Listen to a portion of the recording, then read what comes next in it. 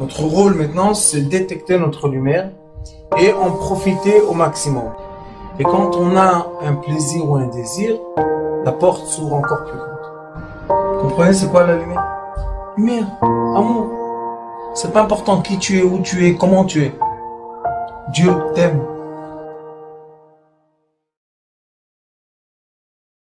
Avec l'aide de Dieu, aujourd'hui on a eu la chance, ça fait quelque temps que la terre d'Israël a besoin d'un grand tikkun. On voit tout seul que les choses délirent complètement. Et demain, malheureusement, c'est un jour très critique. S'il passe les nouvelles personnes ou pas. Et c'est pas du tout une blague. Parce que la première des choses qui ont déjà commencé à faire, c'est les lois contre le judaïsme. Exactement. Maintenant, les juifs français qui sont venus de France ne peuvent pas y croire. C'est quelque chose qu'on dit, c'est pas possible, on n'y croit pas. Mais nous, qu'on vit ici 40 ans, on sait que ça fait des années qu'ils cassent. Ils cassent et ils cassent et ils cassent et ils veulent casser tout. Mais nous, Baruch Hashem, on a la chance que la tfila, ou tchouva, ou tzedaka, ma'avirim bro tzera. Alors aujourd'hui, on a fait une grande tfila avec les amis de Sitrei Chaim. On a été au lac de Tibériade. Après, on a été à la mer Méditerranée. Après, on était à la mer Morte. Et à la fin, on est venu ici finir le tikkun, trempé dans la mer Rouge. La mer Rouge s'appelle Yam Sof. Le Ari Akadosh, il dit, c'est quoi la force de la mer Rouge? C'est la fin, Yam Sof. Quand ils sont rentrés dans la mer Rouge, le peuple d'Israël, c'était la fin de l'esclavage. Donc la mer Rouge, elle a une force d'arrêter les choses. Et c'est pour ça qu'on finit le tikkun ici, dans la mer Rouge. Pourquoi? Parce qu'on souhaite, avec l'aide de Dieu, que nos prières et l'amitié soient reçues et acceptées dans les cieux et entendues, et qui mettent sauf le tsaroten, on n'est pas venu ici ni pour être des singes et ni pour être des gens qui se comportent pas bien avec Akadosh Baruch Hu. On est venu ici par l'amour de Dieu, par l'amour de la terre de nos ancêtres, et c'est tout. On n'a pas plus, on n'a pas pensé plus. Et maintenant, quand on voit malheureusement que vraiment le danger est là, alors il faut faire des actions. Sauf que malheureusement, il y a des gens qui sont ignorants et ils pensent que les actions, c'est la violence. Chez Akadosh Baruch Hu, quand nous on se comporte en violence, le ciel se ferme. Il ne voit pas la violence, il ferme le ciel. Mais quand on se comporte en amitié, en miséricorde, on donne la tzedaka, on fait attention à son prochain, alors Akadosh Baruch Hu, il ouvre toutes les portes du ciel. Lama, il est écrit au tzedaka tatzil mimavet. C'est quoi tzedaka tatzil mimavet? Le Zohar Akadosh dit que toutes les mitzvot, ça vous protège la journée. La journée même est protégée. Mais quand on donne la tzedaka, 7 jours protégés. On est protégé une semaine entière. L'ange de la tzedaka est à côté de la personne 7 jours. Pourquoi ça? Parce qu'il est écrit Ki dameh chaim adamim. Qu'est-ce que ça veut dire? Dameh chaim adamim. L'argent s'appelle dam, le sang. Et la chose la plus difficile à une personne de donner, c'est son sang. Quoi, il donne sa chair à quelqu'un. Quelqu'un, il n'a pas un bras, on va à l'hôpital, on dit enlève mon bras, donne-lui mon bras. C'est très rare. Mais, comme sans l'amitié, sans les mitzvot, et sans l'aider, s'entraider, ça ne marche pas. Alors qu'est-ce qu'on va faire? Oui. Akadosh Baruch Hu, il a changé. Il y a des masartot dans la Mishnah qui s'appellent Tmura et Arachin. Ce sont des masartot qui disent combien est la valeur de quelque chose et comment on le valorise.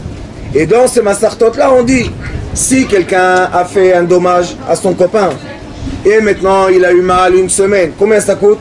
On dit il peut acheter ça avec l'argent. Valoriser. Il va le dédommager avec l'argent. Pourquoi? Comment on sait c'est quoi la valeur de sa souffrance? On emmène quelqu'un du chouk, on a deux options. où on emmène un esclave et l'autre il a été handicapé et on voit cet esclave là avant l'handicap et les 7 esclaves après l'handicap, combien est la différence d'argent? Combien est la valeur de l'esclave après qu'il a été endommagé? Par exemple, il a coupé la jambe, il a coupé la main, il a cassé les dents. On voit combien c'est. Si c'est un esclave qui ne veut plus beaucoup faire, on dit un esclave bien vaut, disons, 100 000. Un esclave qui ne peut plus rien faire, il vaut 20 000. Combien on va donner d'endommagement? 80 000. Ça, c'est une façon. La deuxième façon, c'est quoi? Combien de souffrances j'ai souffert? C'est pas combien j'ai perdu de ma valeur. J'ai perdu la valeur, mais je souffre. J'ai mal, je dors pas la nuit. Tsar, bochette. Et bochette aussi. Combien j'ai honte? Combien j'ai honte maintenant? Qu'est-ce qu'on fait? On va dans le chouk, on appelle quelqu'un, on lui dit, dis-moi, si je prends un clou brûlant, rouge, et je te le mets sur l'ongle, combien tu es prêt de recevoir d'argent pour qu'on te fasse ça? La personne a dit, combien de temps tu vas me faire mal? 2 minutes. 2 minutes, un demi-million. On cherche encore un. Combien tu dis toi? 300 000. Un autre. Combien tu dis toi? 100 000. On fait la moyenne. On dit, à Tsarazé, celui-là, il a eu le pauvre, il souffre. On va le dédommager de la somme. Donc on voit dans la Torah que l'argent, ou Adamim, l'argent c'est du sang. C'est pour ça qu'on dit Ani, Khashuv Kemet. Celui qui n'a pas d'argent, on dit que c'est comme un mort. Est-ce que c'est un mort? Il n'est pas mort du tout. Mais on dit qu'il est comme un mort. Pourquoi? Parce qu'il n'a pas de sang. Et c'est pour ça que quand Baruch Hashem, on fait Maaseh Tzedaka, il est écrit Vehi Maaseh Tzedaka Shalom. Quand on fait la Tzedaka, on unit, on fait l'union. Pourquoi? Parce que Akadosh Baruch Hu, sa volonté divine était unir le monde. Pourquoi il a tout créé en séparation? Pourquoi il a tout créé avec des séparations, avec des différences? Pour que les différences soient unies. Et à la fin, quand c'est uni, alors Baruch Hashem, on voit l'image entière d'Akadosh Baruch Hu. Mais quand on se bat et on n'est pas unis, on n'arrive pas à voir l'image entière d'Akadosh Baruch Hu. Par exemple, nous, Baruch Hashem, on a reçu de mon Rav Zichron Tzaddik Levracha qu'on n'a pas le droit de dire à une personne comment s'habiller, comment mettre la kippa, on ne dit rien du tout. Il vient comme il vient. Chacun comme il a son. Il y en a un qui veut être un peu plus, il y en a un qui veut être un peu moins. Mais on les aime tous la même chose. Qu'est-ce que ça fait?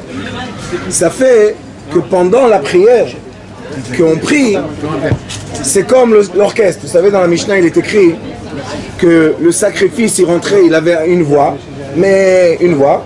Et quand il sort du tabernacle, il a 7 voix. Pourquoi? Parce qu'on fait le violon, on fait la flûte, on fait le tam-tam, on fait la guitare, on prend son corps, on le déchèque, et avec la peau et avec les os, on fait beaucoup d'instruments de musique. Alors on dit, pourquoi il a une valeur après qu'il a été sacrifié? Parce que quand il est rentré, il avait une voix, qu'est-ce qu'il faisait? Mais après qu'il est sorti, vous savez, les Lévi'im, c'est eux qui nous faisaient tchouva.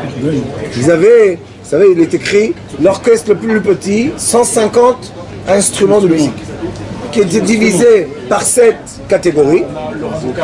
Et les gens rentraient, ils s'approchaient, la musique était tellement belle, tellement magnifique, que la personne sentait son âme sortir. Les sages nous disent que Echal HaTshuva et Echal HaNegina, ils sont un en face de l'autre. Quand une personne fait une tchouva, d'après le pshat, faire la tchouva c'est quoi? Charata, Azevat Achet, Kabbalah Lati.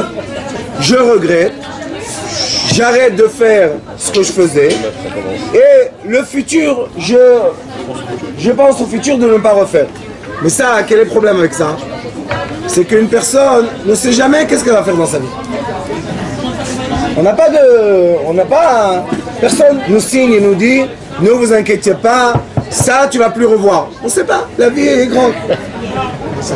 D'après le Zohar Kadosh, Tshuva c'est Shuv Ei. C'est quoi Shuv Ei? Shuv Elai va Shuv Elechem. C'est Elul, bientôt Elul, Bézateux. Chouva, c'est quoi Chouva? Je veux le retour. Alors ils disent les sages, quand est-ce qu'une personne a la sensation du retour? Quand il y a un chazan, la il te fait Shema Israël, tu pleures. Pourquoi tu pleures? Il y a 10 minutes, tu es en train de rigoler. Mais quand tu pleures, le son de la musique, il nous donne des émotions. Les émotions, c'est comme la tchouva.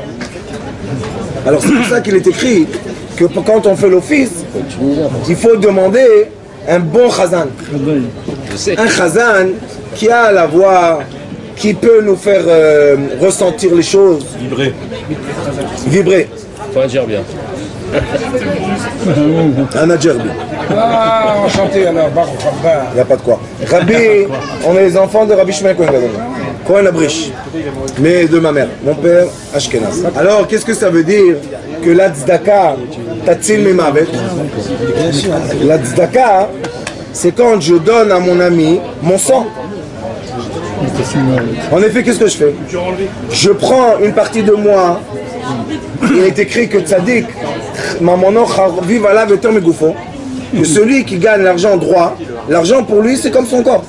Tu lui prends, tu lui voles, tu lui prends, c'est comme si tu l'as endommagé. Il y a des gens malheureusement, ils font faillite, ils ont une fracture du cœur.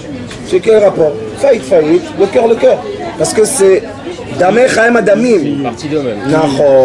Et c'est pour ça que pour faire la paix, on est obligé de donner de la tzedaka. La tzedaka, c'est la paix. Pourquoi? Parce qu'à la fin, ça mélange le sang.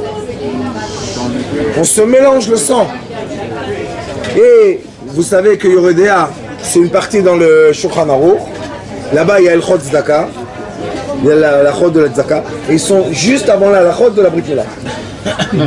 Parce que la Brit Mila, c'est Dameh Chaim Adamim. D'accord? La brite, qu'est-ce qu'on le dit? Bedama echaï, bedama echaï. Avec le sang de la brite, tu t'es connecté à Dieu. Ça, c'est le petit. Mais le grand, on lui dit avec la tzedaka, tu t'es connecté. Pourquoi tu t'es connecté? Parce que tu as enlevé de toi et tu as accepté à donner à ton prochain. Maintenant, le Tikkun Zohar HaKadosh, il dit, c'est quoi la Géoula? C'est quoi le pilier de la Géoula? Achdout. Sachez ça. Le pilier de la Géoula, Achdout. Maintenant on s'en fout. Toi tu es djerbien, moi je suis marocain, lui il est algérien, l'autre il est libyen, l'autre il est je sais pas quoi. On s'en fout de ça. Si on est ensemble, grave, écoutez-moi, si on est ensemble dans la même synagogue, c'est fini. Dès qu'on est rentrés tous ensemble dans le même Echal, dans le même royaume de Dieu, c'est fini. On arrête de regarder. Lui, comment il est habillé, lui il est venu avec des chaussures comme ça, lui, interdit. Pourquoi? Parce que la galoute, c'est Piroud. Et quel Piroud le pire? Piroud à Levavot. La séparation. La séparation la pire, c'est la séparation du cœur. C'est quoi la séparation du cœur? Il regarde l'autre, il dit à son copain, chouf la hadea. Il vient seulement Yom Kippour. Tu t'en fous de lui, toi. Tu es devenu son bon Dieu, quoi. Laisse-le. Même s'il vient une heure, qu'est-ce ton problème? Vous savez, j'ai un oncle, Rabbi Bram, à Cohen. Il était en France. Il était de Djerba. Et après, il était le grand chazan de la grande synagogue à Tunis, de la ville de Paris. Oui, Rabbi Bram à Cohen. Et lui, quand il est venu à Paris, dans les années 60, qu'est-ce qui s'est passé, vous savez? Plein de juifs sont venus des pays du Maghreb. Et lui, c'était l'élève de Rabbi Matzlach Mazouf. Vous savez, il avait une voix jusqu'à la fin de sa vie. Quand il faisait même chez Akol, moi je pleurais. Je ne pouvais pas. On ne peut pas résister ces vibrations. Ouais, ils avaient une voix. Aujourd'hui, on ne trouve pas de voix comme ça. Parce que ce n'est pas la belle voix. C'est la voix qui vibre du cœur. Ça, on sent. C'est du cœur, Baruch Hashem. Et lui, il a dit, je veux ouvrir une synagogue à Sarcelles. Top. Il a ouvert sa petite synagogue dans un sous-sol. Tout va bien. Maintenant, qui va venir à la synagogue? Tout le monde était dans le travail, dans l'argent. Ils commençaient à gagner beaucoup d'argent, les belles voitures, les trucs et tout. Ils sont partis en les trous. Et lui, il a dit, tous ceux qui veulent venir, Vous venez Shabbat. Les Gabaïm, ils ont dit, Rabbi Bram a dit, les clés sont chaudes de la voiture. Il est venu en voiture, tu le fais monter à la Torah. Il lui dit, dis-moi, tu l'as vu? Il dit, non, j'ai pas vu. Je lui dis, alors comment tu sais qu'il est venu en voiture? D'après la Torah, Al-Pishna Emedim, comme d'abord, il faut qu'il y ait 2 témoins. Et les 2 témoins ne doivent pas être seulement 2 témoins. Ça doit être 2 grands sages. Et pas seulement 2 grands sages. Ça doit être des gens, écoutez bien ce que je vous dis. Ils ne connaissent pas la personne. Il y a des gens qui disent comme ça. C'est écrit dans la Torah. Ce sont des gens compétents dans la Torah qui acceptent de prendre ta faute. Quand ils te disent pourquoi tu as fait ça et ça, ils te disent pas pourquoi. Ils disent écoute, ce que tu as fait, je prends sur moi. Ceux-là, ils doivent te dire est-ce que tu as fait une faute ou pas. Alors Rabbi Bram, il leur disait tu l'as vu? Non. Alors tu n'as pas le droit de juger. Et il les faisait monter à la Torah. Quand les gens ils étaient émus, quoi, tu es Rabbi Bram, tu as bu de la bourra ou pas? Il disait toi, qui t'a permis de te juger? Emmène-moi 2 témoins, il n'y a pas de témoins, tais-toi. Et comme ça il a réussi, tout doucement, à reprendre le troupeau d'Akadosh Baruch Hu. Vous savez, c'était une époque très très difficile pour le judaïsme. Les gens, ils n'ont pas compris de leur vie. Ils sont arrivés à Paris, allez, les Champs-Élysées, les boîtes de nuit, les cafés, tout. Mais personne ne les arrêtait parce que les parents étaient occupés dans la survie de la vie. Donc les enfants qui s'occupent d'eux, il n'y avait pas encore les 4 tables, il n'y avait rien d'autre. Et lui, Bli Ayin Hara, il y a une génération de ces petits-enfants, Bli Ayin Hara, tous, la génération, hein, tous chambrés. Tous gardent la Torah, tous. Alors quand il est parti à 95, je crois 16, ils lui ont dit Rabbi Bram, comment tu as fait ça? Qu'est-ce que tu as fait? Comment tu as réussi? Une génération qui est partie complètement à l'envers, ils sont redevenus une génération, bon, Rachem, qui font ce qu'il faut. Il leur a dit, rien de jugement. Quand tu vois ton prochain, tu n'as pas le droit de le juger. Parce que quand tu le juges, tu le sépares de toi. Mais la Shrina, la présence divine s'appelle Knesset Israël. C'est quoi Knesset en hébreu? Kinous, rassemblage. Alors qu'est-ce qu'il veut à Kadosh Baruch Hu? Rechaim, Benonim, Tzadikim. Israël, Lévi, Kohen. Qu'est-ce qu'il veut? Il veut tout le monde à la synagogue. Il veut le Kohen, le Lévi et le Israël.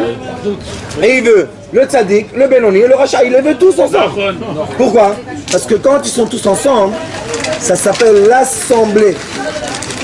Et comme en bas, on s'assemble, ça s'assemble en haut. Quand nous en bas, on accepte, sans jugement, d'être ensemble, toi tu es algérien, lui il est marocain, l'autre il est truc, quand on est rentré à la synagogue, il n'y a plus d'identité comme ça. On s'en fout de ça là. À quoi ça sert d'être en... Je vais vous montrer, donne-moi la bouteille. Donne-moi la bouteille. Oui, il va mettre dans l'autre sens. Regardez Rav, voilà, vous êtes en haut. Regardez, non, il n'y a pas de problème. Le monde dit tout. Vous êtes en bas. À quoi ça sert? Nous on est au milieu. Au milieu Rav. Quand on est au milieu, ça tourne, ça bouge pas. C'est quoi le point du milieu? Être humble. Ça sert à rien. Au milieu, je suis avec vous, Rav. Je rigole avec vous la même chose. Juste pour vous dire, nous on veut rien. Qu'est-ce qu'on veut? On veut dire à lui, ah toi, regarde. Oh là là, vous avez vu la chemise qu'il a? Comment il monte à la Torah comme ça? On s'en fout. On s'en fout. Mais le talier est fini. Alors, Baruch Hashem, on a eu la chance et la joie. Mon Rav Zichron Tzadik Vekadosh Livracha, c'était un tzaddik du Yémen. Et ce tzaddik du Yémen, quand ils sont venus en Eretz Israël, ils ont exactement ce que les Juifs de la Tunisie, tout ça, quand ils sont venus en France. Un balagan entier, ils les ont déracinés. Mais au Yémen, il y avait un comportement, et en Eretz Israël, un autre comportement. Et lui, toujours, il me disait, j'étais assis à côté de lui, les gens venaient. Il me disait à moi, pourquoi tu le regardes? Je dis, mon Rechaim, il est en face de moi, qu'est-ce que tu veux que je fasse? Il dit, non, tu le juges. Après que la personne partait, il me dit, pourquoi tu l'as jugé? Qu'est-ce que tu as mieux que lui? Alors je lui disais, j'étais jeune, je disais Mordechai, t'as vu son visage? Celui-là il va être avec toi, on n'a pas honte. Il disait, attends. Il est écrit qu'Akadosh Baruch, écoutez bien, nous attend jusqu'au dernier souffle. Il nous attend, il a la patience pour nous, au dernier souffle. Et vous savez qu'est-ce qu'il faut faire au dernier souffle? Une chose, avouer sa présence. Si dans toute ma vie j'ai fait des bêtises, j'ai pensé seulement à moi et à mes tavotes, mais à la fin de ma vie, j'étais dans mon lit, je suis devenu un peu vieux, j'ai eu moins de facilité ou bien je suis un peu malade, je commence à faire réflexion. Si dans ma réflexion, j'arrive au dernier souffle dire Shema Israël Hashem Elokeinu Hashem Echad, vous savez qu'est-ce qu'il est écrit? Tzadik Gamour, et il rentre au Gan Eden. Gamour. Vous savez pourquoi? Parce que dans les 13 attributs de miséricorde, il y a une attribut qui s'appelle Nosé Avon. Et vous savez quand est-ce qu'Akadosh Baruch Hu a dévoilé à Moshe Rabbeinu les 13 attributs de miséricorde? Quand le peuple d'Israël en bas était en train de faire le vaudor. Qu'est-ce qu'il est écrit là-bas? Quand le peuple d'Israël a fait le vaudor, c'était une avéra, la pire qui s'est passée, on paye jusqu'à aujourd'hui. Qu'est-ce qu'on aurait dû attendre d'Akadosh Baruch Hu dire? Ce moment-là, je les tue. Il est là, mon cher Rabbeinu, viens ici. Qu'est-ce qu'il y a? Il y a un Echal, quand le peuple d'Israël fait des bêtises, ça s'appelle le Gimel Midot Shirachamim, comme on l'a dit aujourd'hui après. Hashem, El Rachom, Vachanon, El Rabban. C'est quoi ça? Une des attributs, Nosé Avon. Il dit, le Ramak, c'était le Rav du Ari Akadosh, il dit, qu'est-ce que c'est Nosé Avon? Qu'est-ce qu'il fait, Akadosh Baruch Hu? Il dit, le peuple d'Israël fait tout le temps des mauvaises choses. On fait des bonnes choses, mais on fait aussi des mauvaises. Pourquoi?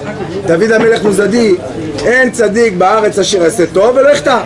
C'est tout, c'est normal, il ne faut pas se prendre la tête. Il dit, qu'est-ce qu'on fait avec les mauvaises choses? La nuit, quand on va dormir, le démon qu'on a créé, il monte chez Dieu, il dit hey, je veux manger, je veux me nourrir. Qu'est-ce qu'il attend que Dieu lui dise? Va chez celui qui t'a créé, prends son shefa. Qu'est-ce qu'il dit à Kadosh Baruch Hu? Viens. Non, c'est Avon, c'est moi qui prends sur moi toi. Il est écrit, le Rama qui dit qu'il y a un royaume en haut, tous les démons. Chacun de nous, on a un royaume de démons. Et qu'est-ce qu'il fait à Kadosh Baruch Hu? Il attend. Et les anges lui disent, Mazé, qu'est-ce qu'ils font eux avec nous ici? Envolés. Il dit non. Banaï, mes enfants en bas, ils ont fait ça. Attendez. Et les anges, comme ils n'ont pas de tchouva, puisqu'ils n'ont pas de avéro, ils ne comprennent pas c'est quoi la force d'un être de faire tchouva à un moment. Et il est écrit, comme ça, le Ramak dit, Tomer Dvora, il dit, le moment que la personne a fait tchouva, tous les démons deviennent de la lumière. Et ils sortent de ce royaume et plein d'anges blancs. Vous savez, des fois on voit quelqu'un, tout d'un coup la chance, il s'ouvre. On dit qu'est-ce qu'il a celui-là? Qu'est-ce qu'il a fait? Répète ce que tu as fait. C'est en haut. Un moment, il a fait, c'est quoi là tu vas? Je vous ai dit encore une fois. Un moment d'amour de Dieu. Qui n'a pas eu ici un moment de naisse, de miracle, qu'il a dit ah, il y a Brabbi. Qui n'a pas eu? Qui? Il est où celui-là? Ni juif ni non-juif, on a tous. Il dit ce moment-là, tout se transforme. Qui nous enseigne ça? Le Ari Akadosh Etzraïm. Le Ari Akadosh Etzraïm, il pose des questions. Il dit est-ce qu'on doit tuer le Yetzerara? Il y a une chita comme ça. Ou est-ce qu'on doit adoucir le Yetzerara? C'est une question. Parce qu'à l'époque du Ari Akadosh, à part la chita du Ari Akadosh, il y avait encore deux chitas à Tzfat. Et les deux autres chitas, c'est le combat contre le Yetzerara. Tous les gens que quand ils viennent parler avec vous, ils vous disent qu'est-ce que tu as fait? Eux, ils veulent tuer le Yetzerara. Le Ari Akadosh, il dit si tu as tué le Yetzerara, tu as tué la personne. Alors qu'est-ce qu'on fait? Le Yetzerara s'appelle Shindal, d'accord? Shindal. Il dit l'Ari Akadosh, si tu vas lui rajouter Yud, Chochma, ça va être Shaddai. Donc qu'est-ce qu'on doit faire toute notre vie? Rajouter de la douceur. Ça sert à rien de se frapper les uns sur les autres. À quoi ça sert? Oh bravo, tu lui as fait du mal, non bravo. Tu l'as humilié, la synagogue, il est tombé par terre. Ah, bravo. Et après, qu'est-ce que tu as créé? Un élément de souffrance, un élément de haine, un élément de rancune. Tout ce qui est interdit, tu as fait. Au nom de Dieu. Dieu l'a dit, laisse-moi tranquille. Moi, je m'arrange avec mes enfants. On veut te voir, toi, t'arranger avec toi-même. Toi, tu vas arranger tes midotes, tu vas t'aligner au comportement juif. Après, avant que tu dis à quelqu'un quelque chose, regarde si toi, tout va bien. Baruch Adonai l'olam, amen, amen. Imloch Adonai l'olam, amen.